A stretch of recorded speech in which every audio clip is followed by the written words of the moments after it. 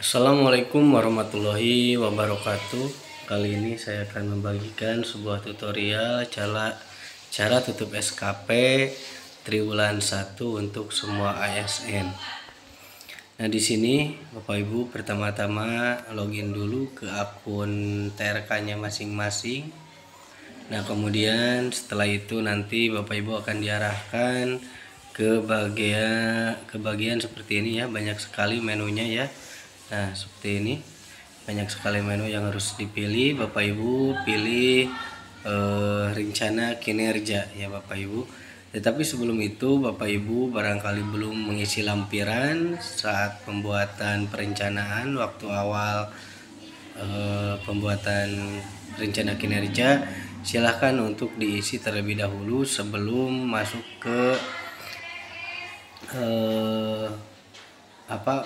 maksudnya sebelum tutup rencana kinerja ya Bapak Ibu untuk triwulan 1. Nah, di sini saat Bapak Ibu menutup jangan lupa juga untuk pilih semua ya untuk per setiap poinnya seperti itu. Nah, setelah dipilih semua per poin, Bapak Ibu langsung masuk ke tutup rencana kinerja ya, yaitu tutup triwulan 1. Jangan sampai tutup SKP akhir tahun ya, karena untuk di tahun ini penutupan SKP itu dibagi menjadi 4 triwulan. Jadi triwulan 1, triwulan 2, triwulan 3, triwulan 4 ya, baru tutup SKP akhir seperti itu. Nah, jangan lupa Bapak Ibu, bagi yang belum pada subscribe channel ini, silakan untuk melakukan subscribe terlebih dahulu biar Bapak Ibu tidak ketinggalan informasi-informasi terbaru dari channel kami seperti itu. Dan jangan lupa juga untuk diikuti ya step by stepnya cara penutupan SKP di triwulan 1 ini. Apabila nanti di skip, Bapak Ibu tidak akan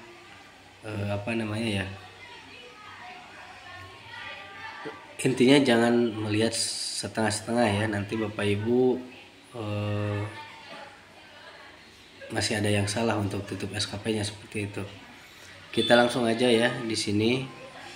Untuk poin 6 ada keterangan tutup sasaran kinerja, pilih tombol triwulan 1 untuk melakukan tutup SKP triwulan 1 ya Bapak Ibu.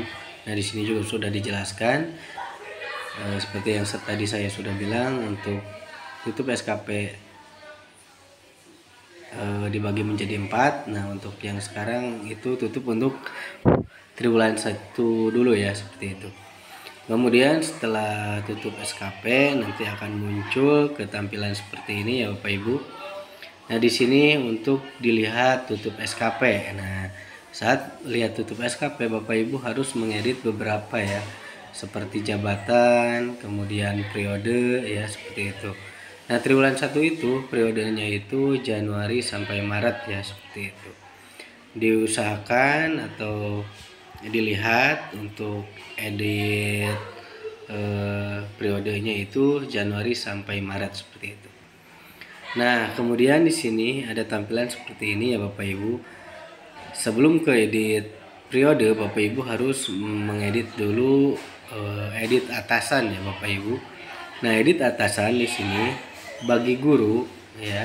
Di sini adalah di atasnya kepala sekolah, kemudian kepala KCD ya, seperti itu. Nah, kemudian untuk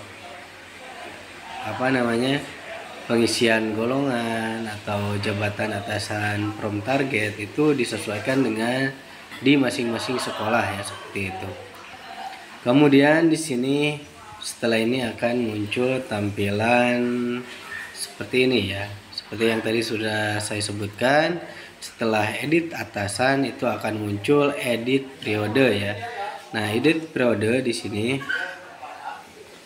Nah, kita lihat di sini. Nah, periodenya yaitu harus Januari sampai Maret ya Bapak Ibu. Kemudian setelah itu dipastikan benar, Bapak Ibu langsung ke edit jabatan. Nah, edit jabatan di sini jabatan contoh guru madya ya kalau di sekolah, kemudian guru pertama. Nah, itu disesuaikan dengan jabatan Bapak Ibu. Kemudian unit kerja silakan disesuaikan di mana tempat Bapak Ibu bekerja ya, seperti itu. Kemudian kita langsung ke tampilan selanjutnya, yaitu pemberian umpan balik dan rating pada perilaku dan hasil kerja ya Bapak Ibu. Nah, di sini dilakukan oleh kepala sekolah atau atasan ya, seperti itu.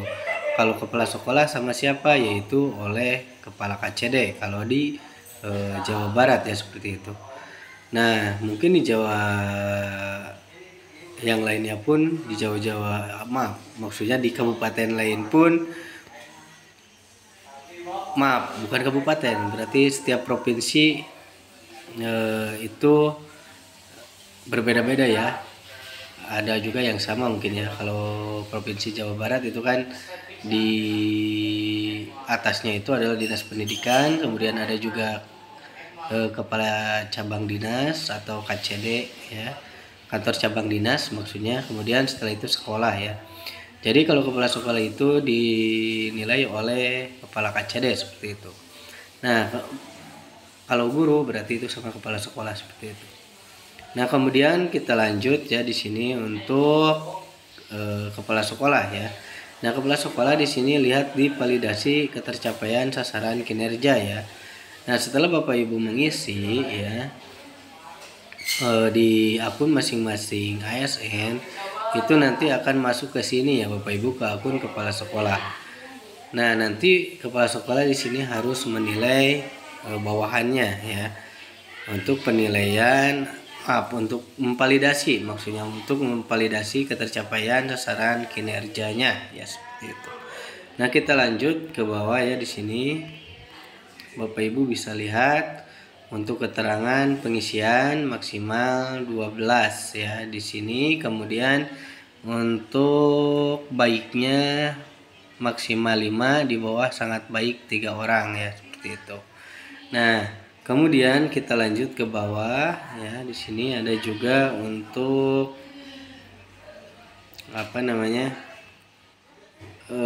predikat unit ya. Nah, di sini istimewa maksimal 70% ya Bapak Ibu. Kemudian baik 70%. Nah, maksudnya itu apabila kepala sekolah dinilai oleh atasannya, contoh di sini oleh kepala KCD, kalau sangat baik berarti itu yang 70%, yang sangat baiknya itu harus 70% dan sisanya itu adalah baik, seperti itu. Tapi kebalikannya, apabila kepala sekolahnya itu diberi nilai baik, maka 70%-nya itu harus baik dan sisanya itu sangat baik, seperti itu. Nah, kemudian kita lanjut. Di sini ada tampilan penilaian umpan balik perilaku kerja. Nah, ini dilakukan oleh kepala sekolah per setiap YBS yang mengerjakan ya. Jadi maksudnya apabila YBS mengerjakan ada 52 orang, berarti kepala sekolah harus penilaian umpan balik perilaku kerjanya itu sejumlah ASN tersebut ya, seperti itu. Kemudian cara pengisian perilaku kerjanya seperti apa? Nah, di sini ada contohnya ya. Nah, kemudian Bapak Ibu bisa lihat di sini dan dikopikan, kemudian direnovasi lah kata-katanya sedikit ya, seperti itu, biar tidak terlalu sama ya. Itu untuk kepala sekolah. Tetapi apabila ada kata-kata ada umpan balik yang memang, nah intinya intinya ini umpan baliknya itu diisi oleh kepala sekolah aja, seperti itu ya.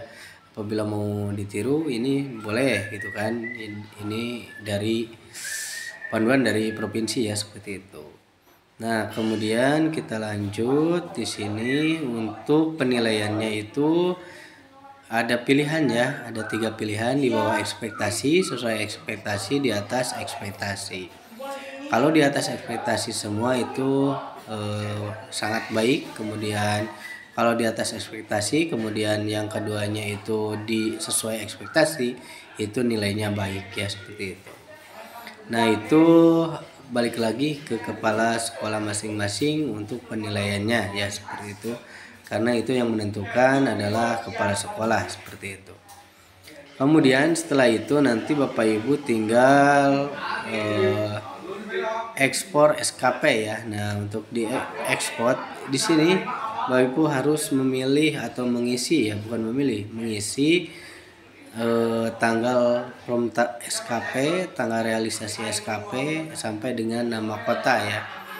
Nah, ini disesuaikan saja, ini sudah dari sananya ya.